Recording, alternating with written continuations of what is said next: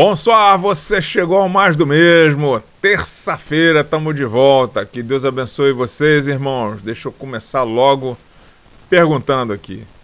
Você já se viu naquela situação onde você está doido para começar a fazer alguma coisa, começar a ajudar, começar a trabalhar, mas não sabe por onde começar? Já passou por isso em relação à igreja? Porque esse vai ser um pouco do que nós vamos falar hoje, nessa semana, começando a falar hoje, né, durante toda a semana. Mas antes, como de costume, deixa eu te lembrar que o Mais do Mesmo é um programa produzido pela Igreja Reformada Luz para as Nações em Montreal, que é a nossa igreja, que tem como propósito principal falar mais da mesma Escritura, mais das mesmas doutrinas, mais do mesmo Cristo, e a gente só busca aqui mesmo de novidade de vida nele, né? A gente está aqui de terça a sexta, na verdade nessa semana de terça a quinta, porque tem célula, né? Então sempre que possível ao vivo. Na verdade, hoje também não está ao vivo. A única coisa que está de constante aqui, que começa às 18 horas e 2 minutos, como você já sabe, aqui no horário de Montreal, 20 horas e 2 minutos, por enquanto também no horário de Brasília. 18 e 2 para a gente marcar o Salmo 18, versículo 2. O Senhor é minha rocha, minha fortaleza e o meu libertador, o meu Deus, o meu rochedo em quem me refugio, o meu escudo, a força da minha salvação e minha torre de proteção. Como o programa não está ao vivo, eu só vou celebrar aqui a vida.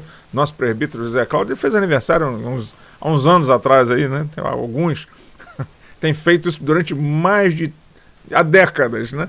Mas aí, obrigado, presbítero. Essa semana o senhor vai estar meio de folga, porque hoje e amanhã o programa será gravado. Só na quinta-feira, se tudo correr bem, estaremos ao vivo aqui de novo. Então, normalmente, quem está logado participa do chat, ganha aquele boa noite personalizado que eu vou ficar devendo.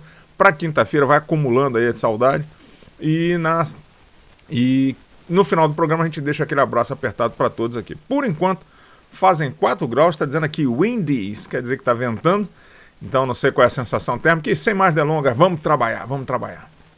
Bom, trabalho é exatamente o tema dessa semana, né? Eu pedi a Kátia para fazer uma arte para a gente que ficou mal barato. E o tema é por onde começo, né? Então toda hora você vai notar, principalmente se você já é velho de igreja, alguma hora algum pastor, líder, professor vai te chamar para trabalhar na obra, né? Trabalhar para o reino, trabalhar para Deus, trabalhar, e eu começo mais do mesmo, muito feliz, dizendo sempre, vamos trabalhar também. Então, a questão que a gente nunca endereça, ou pelo menos nem sempre é endereçada de maneira prática, é o seguinte: como é que o irmão que está ouvindo essa chamada todo começa a trabalhar? Eu preciso dizer que o Mais do Mesmo nasce a partir da minha interação com os irmãos, e não foi diferente essa semana. Na verdade, ontem pela manhã, não foi hoje pela manhã, cedinho, eu ainda não sabia sobre o que ia falar e, graças a Deus, uma bênção de um irmão ou de uma irmã, né? Eu não sei se pode ser identificado, fala assim, eu quero servir, como é que eu faço? Eu falei, pronto, esse é o tema da semana. Então, a coisa mais comum que eu escuto desses anos de igreja, como pastor, como membro, como tudo, é assim: pastor, eu quero ajudar, não foi o caso nem dessa vez, mas normalmente eu escuto assim, pastor, eu quero ajudar nem que seja para arrumar as cadeiras, né? E eu posso dizer a você o seguinte, meu irmão, pode parecer pouco, mas é uma tarefa e tanto, sobretudo nos segundos domingos, quando nós temos um almoço aí de comunhão com a nossa igreja, né? Então, pensa em fazer isso dominicalmente, é uma tarefa e é uma tarefa importante. Parece pouco, mas é fundamental para boa organização do culto. Então, é interessante, né, como as cadeiras ocupam um lugar no imaginário das pessoas, né? Elas são muito estimadas, inclusive nas abstrações. Meu primeiro contato com a filosofia de maneira formal foi na faculdade de economia, que eu entrei por aventura. De lá eu só saí de bom com sociologia e filosofia, mas foi numa aula de filosofia que eu escutei pela primeira vez a professora perguntando: o que é uma cadeira? Né? E eu fiquei viajando naquele negócio, mas tudo bem, isso é uma digressão, isso não tem nada a ver com o assunto, a história da cadeira. Em outras palavras, o que eu queria sugerir é que nessa semana eu queria sugerir um caminho para que você comece efetivamente a trabalhar para o reino de Deus. E lembrando que eu só estou respondendo aqui pela nossa congregação, pela ILPN, né? E se você precisa desses conselhos na sua denominação, eu sugiro fortemente que você bata um papo com o seu pastor e você vai ver ele assim, claro, vamos trabalhar. Não, você pode, o que você quer fazer? É difícil, porque às vezes você não sabe qual é a vocação da pessoa, mas o pastor vai dar um jeito, que é isso que é para isso que os pastores existem, para dar um jeito nas coisas, tá bom? Então converse com o seu pastor caso você não congregue conosco, nessa grande audiência que temos aqui, estimada, mas não é muito grande não. Enfim, como é que a gente começa a trabalhar na obra de Deus? Eu vou sugerir aqui alguns caminhos em 3 níveis. Primeiro, para quem é recém-chegado no reino, para quem é novo convertido, como a gente pode falar. O outro caminho é para quem já é convertido há algum tempo, estava em outra igreja, talvez esteja parado na nossa, né? E quem sabe você já fosse até acostumado a trabalhar, né? A arrumar cadeiras e está doido para trabalhar, mas não sabe como começar porque você não quer aparecer amostradinho, né? E o outro caminho é para os líderes que estão conosco também, já está se coçando para trabalhar, agoniado ali, sentado na cadeira, mas necessariamente não está vendo ali como é que pode começar a servir de maneira útil, né? Você está sendo muito educado, talvez mais educado do que humilde, que você está doido mesmo para trabalhar e sabe como pode contribuir. Mas eu sei que é difícil, e foi meu caso também, e é o caso de todos nós que chegamos ali. Se você for um bom obreiro, você está no caminho certo, esperando ser percebido, né? Então eu estou abrindo um caminho aqui para você também. Então, sem a gente falar, já que eu vou falar disso a semana toda e temos só 3 programas, vamos logo no texto bíblico, porque ele vai nos ajudar e tem tanto texto bíblico para falar desse tema que eu posso escolher à vontade. E o texto que me veio ao coração imediatamente quando pensei no tema foram as parábolas do reino, né? A gente vai se referir diretamente a Lucas, mas você também vai encontrá-las, por exemplo, em Marcos. E as parábolas do reino têm tudo a ver com o nosso tema. Então, porque elas vão falar do que é o reino e principalmente aqui no nosso ponto, como é que ele cresce, né?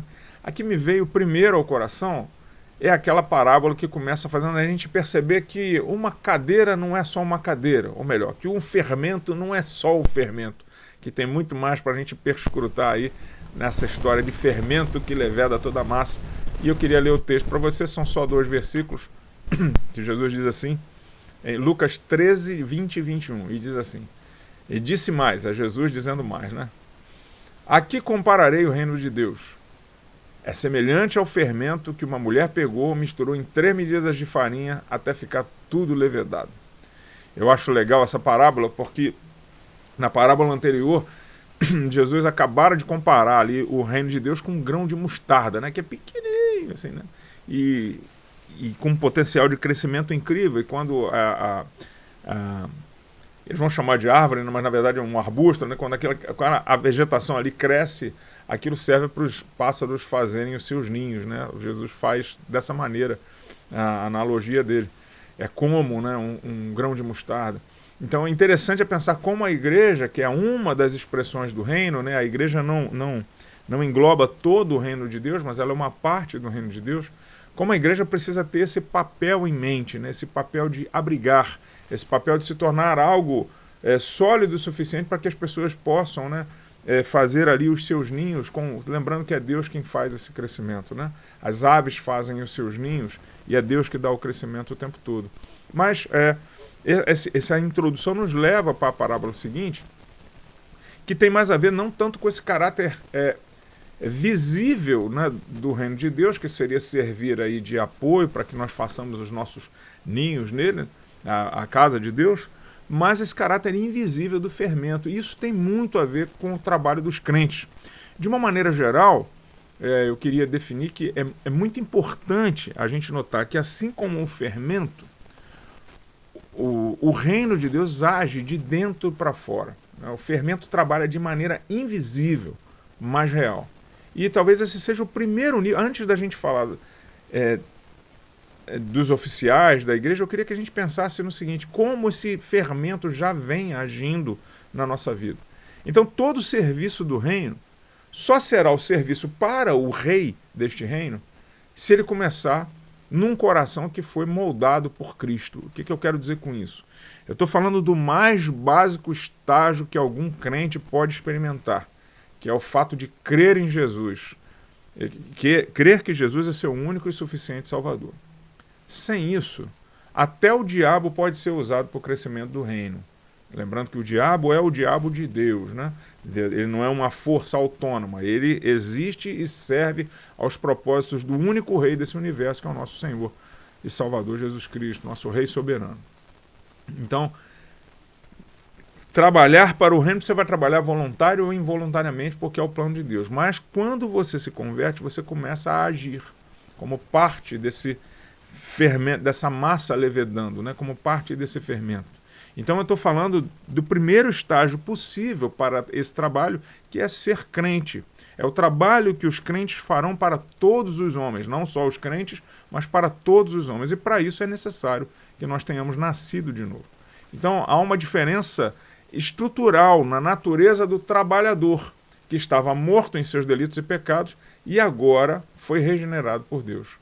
No primeiro estágio, você não conseguiria fazer parte deste fermento. Você seria afetado por ele. Mas o que nós estamos falando é de trabalhar para o reino como redimidos de Cristo. Então, tendo delimitado aqui o nosso escopo, eu estou falando agora dos crentes, antes de qualquer função que tenhamos como parte desse fermento que ele é verso da massa, né, o reino é o fermento, então vamos nos incluir nele, nos apropriando um pouco daqui da parábola, e antes de termos um coração disposto, que qualquer um pode ter, um coração humilde, que qualquer um pode ter, um coração submisso, que qualquer um pode ter, é necessário que nós tenhamos sido regenerados pelo Espírito Santo de Deus. Senão, corre o risco da gente ficar igual aquela receita com fermento biológico, que a gente parece ter feito tudo certo, mas depois a gente descobre que o fermento estava morto. Molheu, né, o fermento. Seja porque a gente preparou mal, seja porque a gente comprou o negócio vencido. Então, o que eu quero fazer dessa segunda analogia é que, sem o Espírito Santo, o trabalho do reino não fermenta. Então é necessário que os nascidos de novo, usados pelo Espírito Santo, sejam esses fomentadores, né, de crescimento da massa, sejam esses fermentos usados por Deus, vivos pelo Espírito Santo de Deus, para que a massa levede. Então eu amo essa passagem, especialmente, porque ela é uma das poucas passagens que trabalham o fermento de uma maneira positiva.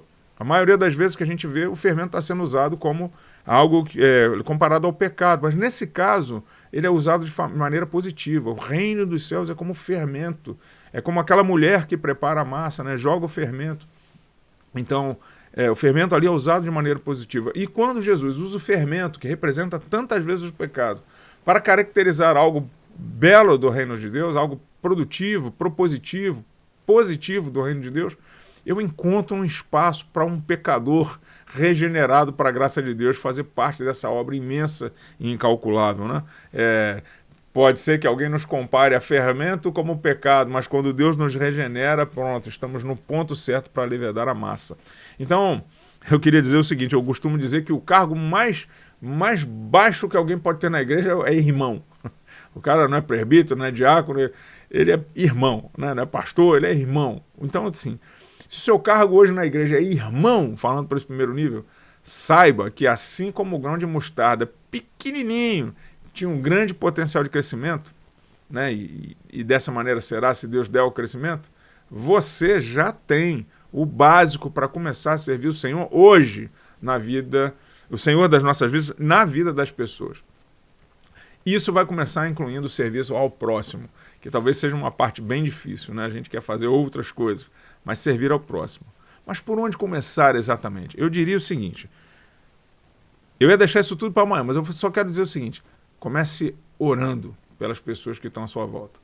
Mas orando assim, de verdade, vai ser difícil no começo, mas comece orando. E você pode começar a fazer agora. Como é que eu começo a ajudar a massa a ser fermentada? Comece orando. Mas eu não conheço as pessoas da igreja. Você está numa célula? Comece pela célula. Você não está em célula nenhuma? Você conhece alguém da igreja? Ora por ela, só por ela, vai ficar mais fácil ainda. Eu comparo com a minha lista aqui de oração, você vai ver que a sua é mais fácil. Então comece orando. Isso você já está liberado para fazer. Não precisa nem ser membro da igreja, mas já está liberado para orar. Você pode orar imediatamente. Então, e aí eu vou começar a falar dessas três instâncias a partir de amanhã, propondo caminhos positivos. Então, nas suas orações, já que você vai começar hoje mesmo, peça ao Senhor que te faça levedar a massa, porque quando isso acontecer, a gente vai saber que, se der certo, a glória foi só dele, não foi sua, não foi a sua capacidade. Tá bom? E assim a gente inicia mais uma semana e termina mais um programa naquilo que eu acertei, glória a Deus, naquilo que eu errei. A glória é minha mesmo, como você sabe. E aqui fica o abraço prometido, né, para todos os irmãos. Que Deus abençoe vocês. Espero que, apesar de distantes pelo fato de não estar ao vivo, estejamos próximos no conteúdo. Então amanhã a gente entrega um pouco mais, que hoje foi quase um teaser, né, daquilo que a gente vai falar durante a semana. Proponho que seja bastante prático. Então receba aí o abraço apertado da nossa igreja. Que Deus te abençoe. A bientôt. À la prochaine. Au revoir. Até mais, irmãos. Paz.